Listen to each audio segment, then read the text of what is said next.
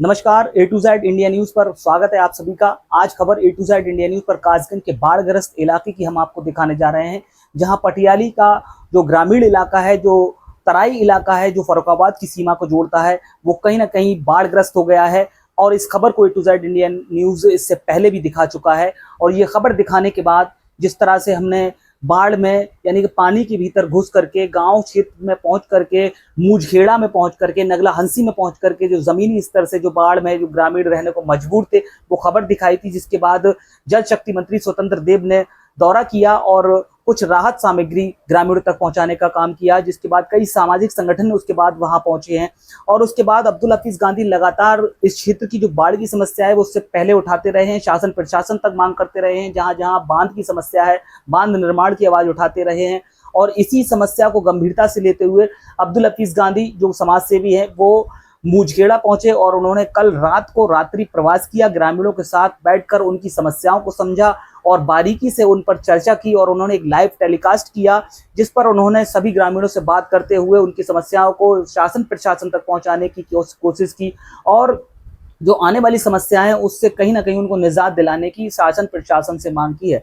क्योंकि बाढ़ग्रस्त इलाका है, तो जिसमें दर्जनों गांव पानी में समा गए हैं, दर्जनों क्षेत्र, हजारों बीघा फसल पानी में समा गई है। अगर यहाँ का निकासी भी हो जाता है, उसके बाद उनके पास जो समस्याएं आने वाली हैं उससे गुजरने के लिए, उससे निजात दिलाने के लिए शासन प्रशासन से मांग की है। चलिए आपको दिखाते हैं ए टू जेड इंडिया न्यूज पर अब्दुल हफीज गांधी का जो रात्रि प्रवास में उन्होंने लाइव कास्ट किया था, उसी को आपको हम दिखाने जाते हैं, जिसमें आप समझ सकेंगे कि इस इलाके में कितनी समस्याएं हैं, बीमारी से लेकर के, स्वच्छता को लेकर के, और उनके दैनिक जीवन की जो दिनचर्या है उसको किस तरह से वो कर पा रहे हैं और आगे आने वाली क्या क्या समस्याएं हैं। क्योंकि वहाँ जो पशु हैं, जो मवेशी हैं, उन मवेशियों के लिए चारा इकट्ठा करना और उनकी जो बीमारियां हैं उनको दूर कराना, उनके लिए स्वास्थ्य व्यवस्था कराना, अपने बच्चों के स्कूल की जो समस्या है, स्कूल पूरी तरह से बंद चल रहे हैं, शिक्षा से वंचित हो गए हैं वहां के लोग। तो कहीं ना कहीं ये समस्या गंभीर जटिल समस्या है। इसी को समझने के लिए वरिष्ठ समाज सेवी अब्दुल हफीज गांधी ने रात्रि प्रवास किया और ग्रामीणों से बात की। चलिए आपको दिखाते हैं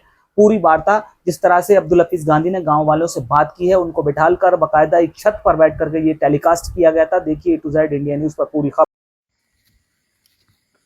नमस्कार, आदाब, सलाम। मैं अब्दुल हफीज गांधी हूं और आज 20 अगस्त 2025 है। जैसा मैंने आपको बताया था कि मैं रात्रि प्रवास के लिए मुझखेड़ा जा रहा हूं। ये मुझखेड़ा पटियाली विधानसभा का गांव है, जो गंगा के किनारे बसा हुआ है और बाढ़ से बहुत ज्यादा प्रभावित है।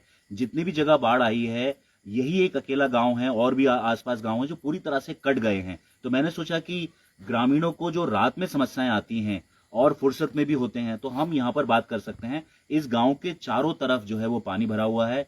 हम छत पर यहाँ पर खटिया पर बैठे हुए हैं। ग्रामवासियों को जब पता लगा कि मैं यहाँ पर आ रहा हूँ, तो ग्रामवासी यहाँ पर इकट्ठा हो गए हैं। आज आपसे इनसे बात कराएंगे। मैं आपको बता दूं कि यहाँ पर जो आसपास गांव प्रभावित हैं वो है, जैसे मुझखेड़ा में तो हम बैठे हुए हैं, नगला हंसी, नरपत नगला, दुर्जन नगला, नगला दीपी, नगला खना, नगला जयकिशन, नगला नैनसुख, गुलाबी नगला, नगला चतुरी, इसी तरह नगला जैली और राजेपुर कुर्रा। और भी गांव हो सकते हैं आसपास जो कि बहुत ज्यादा प्रभावित हैं। और मैंने आपको बताया कि बाढ़ से प्रभावित मुझखेड़ा है, क्योंकि मुझखेड़ा गंगा कटान और बाढ़ की वजह से कट चुका है दूसरे क्षेत्रों से। हम यहाँ पर स्टीमर से आए हैं और स्टीमर से आने के बाद मैं यहाँ पर छत पर बैठा हूँ, क्योंकि गांव में पूरी तरह से पानी भरा हुआ है। आइए हम आपकी बात ग्रामवासियों से कराते हैं जो यहाँ पर एकत्रित हैं।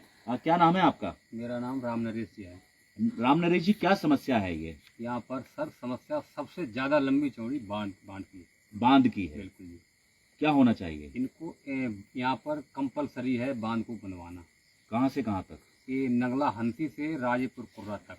कितनी दूरी है इस पे? ये लगभग 5 किलोमीटर के आसपास है। तो जैसा इन्होंने बताया है कि सबसे ज्यादा जरूरी जो इनकी मांग है वो है हंसी नगला से लेकर राजेपुर कुर्रा तक बांध का बनना। ये बांध करीब 5 किलोमीटर का है। मैं आपको बता दूं कि कादरगंज का जो पुल है, उस पुल से हंसी नगला तक तो बांध बना हुआ है, जो नरदोली तक होके आ रहा है, नरदोली से होके आ रहा है। हंसी नगला पे ये बांध खत्म हो जाता है। पहले नरदोली की तरफ भी बाढ़ आती थी, लेकिन जब ये बांध कादरगंज से लेकर नगला हंसी तक बन गया तो उधर बाढ़ नहीं आती है। अब हंसी नगला से लेकर राजेपुर कुर्रा तक बिल्कुल साफ है। जैसे ही गंगा जी थोड़ा सा ऊपर बढ़ती हैं, पानी बढ़ता है, वैसे ही खेतों की तरफ और गांव की तरफ पानी भाग पड़ता है, जिसकी वजह से बाढ़ आ जाती है। तो अगर हंसी नगला से लेकर राजेपुर कुर्रा तक बांध बन जाए, तो हम समझते हैं कि ये जो 20-25 गांव मैंने आपको गिनाए हैं, इन सब में बाढ़ की समस्या खत्म हो जाएगी। और भी ग्रामवासी हमारे साथ बैठे हुए हैं, क्या क्या दिक्कतें आ रही हैं यहाँ पर, यहाँ आइले की आउट बताइए बताइए। हाँ आइले की आउट है कि बांध की जरूरी है जल्दी। बांध जरूरी है, नहीं आपको क्या समस्या आ रही है? अभी जो बाढ़ आई हुई है, पानी भरा हुआ है, पानी जो सब गाँव बूढ़े रोए वो चारों लगता है हाँ। और ये समस्या बांध की होना चाहिए, हंसी ना रहा था। बांध की तो है, जैसे हम रात में आए हुए हैं, तो क्या क्या समस्याओं का सामना करना पड़ता है आपको? हमने तो जाए पत्ते है कि मुसीबत परे है जिस वजह ने। हाँ चलिए, क्या क्या मुसीबत आ रही है? जैसे इन्होंने कहा कि मुसीबत आ रही है, देखो साहब मवेशी भूखी मरी जा रही है। हाँ।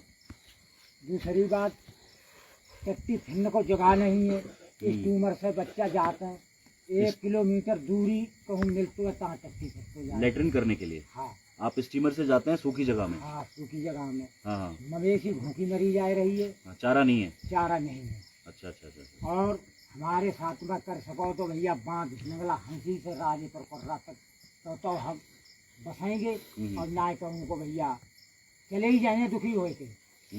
हाँ तो देखिए, बहुत ही ज़्यादा परेशानी है, बहुत ही ज़्यादा ग्रामीण परेशान है, कह रहे हैं कि हमारी समस्या का समाधान नहीं हुआ, यानी कि हंसी नगला से लेकर राजेपुर कोरा तक अगर बांध नहीं बना तो कह रहे हैं हम गांव छोड़ के चले जाएंगे। बहुत ज़्यादा दुखी है, मैं भी आया हूं, मैं भी इतने इतने घुटनों पानी में से होकर आया हूं, क्योंकि हंसी नगला से हमने स्टीमर पकड़ा था और 1 किलोमीटर स्टीमर से चल के हम जो ये गाँव है मूजखेड़ा वहाँ पर आए हैं, स्टीमर ने उतारा, उसके बाद गलियों में मैं खुद पानी से चलकर आया हूँ। तो ग्रामवासी तो डेली चल रहे हैं, पिछले 1.25 महीने से यहाँ पर पानी भरा हुआ है।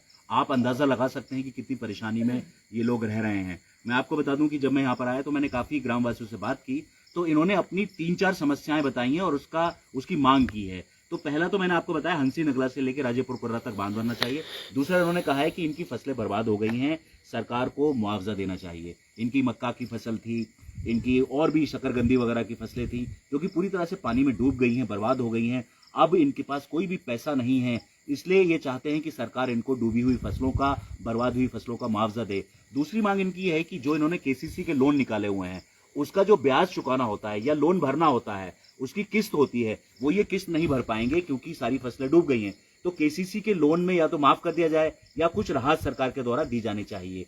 फिर इनकी एक मांग ये भी है कि कोई फसलें बर्बाद हैं, इसलिए बिजली का बिल नहीं दे पाएंगे। वैसे तो 1.25 महीने से यहाँ बिजली नहीं आई है, लेकिन अगर जब जल स्तर कम होगा, पानी सूख जाएगा, उसके बाद भी 2 महीने तक ये फसल नहीं कर पाएंगे। और मुझे लगता है कि गेहूं की फसल भी लेट हो जाएगी क्योंकि पानी निकल नहीं पाएगा, है ना? पानी निकल नहीं पाएगा ना, कितने दिन तक पानी रहेगा? ये नहीं निकल पाएगा, नहीं निकल पाएगा, पानी नहीं निकल पाएगा, गेहूं की फसल तक नहीं निकल नहीं, पाएगा, मुश्किल, बहुत मुश्किल है। तो गेहूं की फसल भी इनकी नहीं हो पाएगी, तो ये कैसे पैसा दे पाएंगे? इसलिए बिजली के बिल भी इनके माफ किए जाने चाहिए। तो जो मेन बातें थी मैंने आपको बता दी। छतों पर ये खाना बनाते हैं, छतों पर ही खाना खाते हैं क्योंकि गांव में पानी भरा हुआ है, मवेशियों के लिए चारा नहीं है, मवेशी मर रहे हैं। आने वाले वक्त में जब पानी कम होगा तो यहाँ पर बीमारियों का खतरा बढ़ेगा। इसलिए मैं जिला प्रशासन से और जो सीएमओ साहब हैं, जिले के सीएमओ हैं, उनसे कहूंगा कि आप यहाँ पर आकर देखें, अपनी टीमें भेजें, यहाँ पर इलाज कराएं। मवेशी वाले डॉक्टर भी यहाँ पर आने चाहिए क्योंकि मवेशी भी बीमार होंगे, उनको जो है पैरों की बीमारी हो जाएगी, मुंह की बीमारी हो जाएगी, क्योंकि पानी चारों तरफ भरा हुआ है, चारे की भी कमी है यहाँ पर।